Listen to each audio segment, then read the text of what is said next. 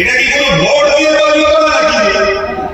এটা কোনো দিয়ে তৈরি করা নাকি যে তুমি বাবা কালকে খুনি ছিলে, এখন জনগণ তোমায় ভোট দিয়ে সিএম বানিয়ে দিয়েছে? এরকম ব্যাপার নয়। এটা মহান স্রষ্টা নিজে ডিক্টেট করেছে। আমি মহান স্রষ্টা বলছি, আমার সৃষ্টি কায়নাতের মধ্যে সর্বশ্রেষ্ঠ হলো মুহাম্মদ রাসূল। জোরে বলুন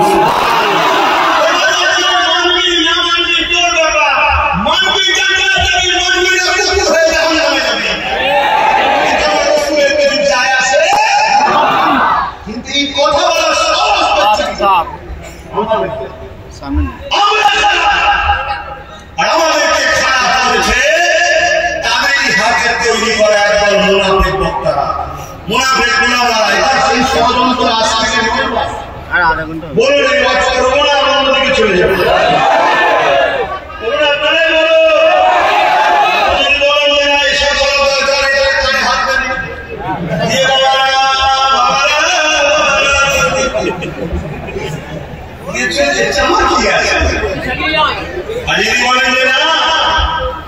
তাহলে শোনো, বাঁচতে গেলে লাইন আছে, না হয় আমি নয়।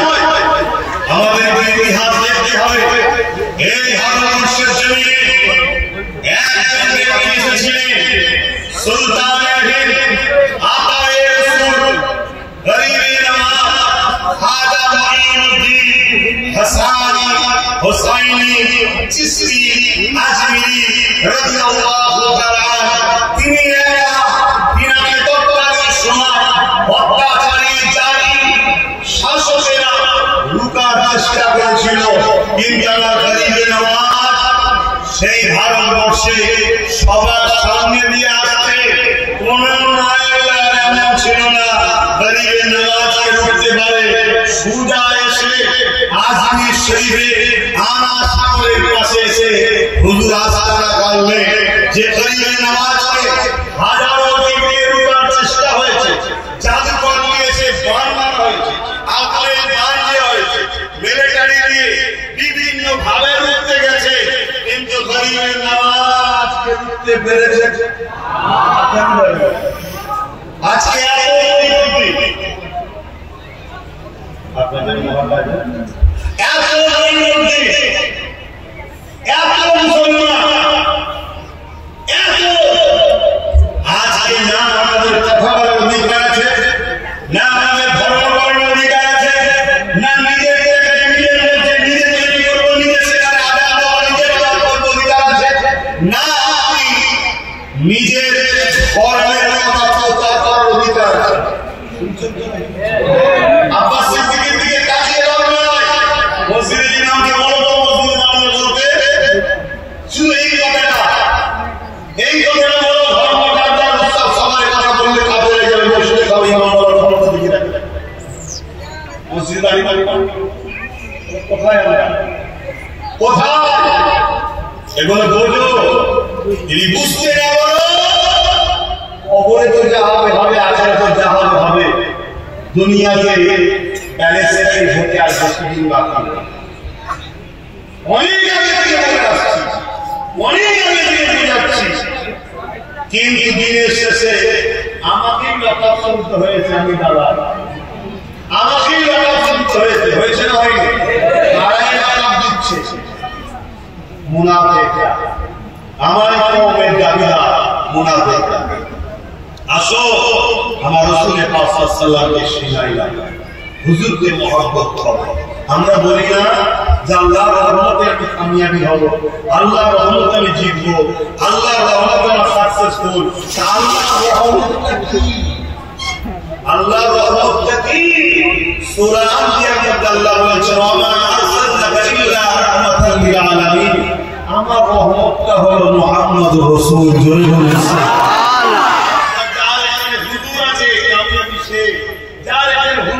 সেই সাকসেসফুল, যার এখানে হুজুর নাই সে কামিয়াবি ও প্রকৃত সাকসেসফুল কি? আমেরিকার প্রেসিডেন্ট হওয়া না, প্রকৃত সাকসেসফুল হলো পরকালে আল্লাহর জান্নাতে যাওয়া এবং দুনিয়া থেকে চলে যাওয়ার পরে আপনাকে ভালো নামে স্মরণ করা। এই সাকসেসফুল পেতে গেলে এখানে আমার নবীকে রাখতে হবে। আল্লাহ নবীর উপরে এত রাগ কেন, এত টার্গেট কেন? আমার নবী সাল্লাল্লাহু আলাইহি ওয়াসাল্লামের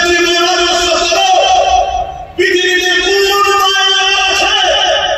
আমার নবীর লাইফ স্টাইলের তালিম দিয়ে বলে বলে যে এটা সমাজ বিরোধী, এটা মনুষ্যত্বের বিরুদ্ধে, এটা ইনসানের বিরুদ্ধে, এটা ইনসানিয়াতের বিরুদ্ধে, এটা সমাজের বিরুদ্ধে।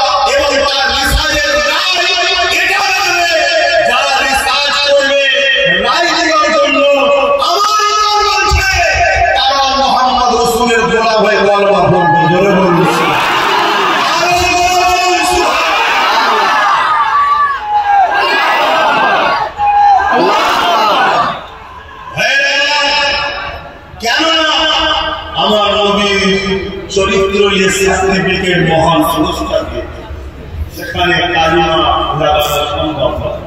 আম্মা আয়েশা সিদ্দিকা রাদিয়াল্লাহু আনহা বলছেন, একদিন আমার কোলে মাথা রেখে দোনো জাহানের বাদশা আল্লাহর রাস্ত চোখ বন্ধ করে রয়েছে, ঘুমাচ্ছে। আমাদের ঘুম রাসূলুল্লাহর জন্য একলা আলাদা, এটাই ঈমান। এক মনে করলেই ঈমান। আমাদের এক ঘন্টার জন্য একটা মরিচার দিচ্ছে না, এইগুলো আমাদের আমাদের দিলে সেই প্রেম নেই, জানুরা জেনে গেছে। এই জন্যই দিবার সাহস পায়। যদি আমাদের প্রেম সেরাল থাকতো তাহলে পরিবারটা সাহস পেত না। এখন পুরো 20-30 কোটি এক জায়গায় হয়ে নিশ্চিত কথা বুঝে আসছে, ওরা বুঝে নিয়েছে।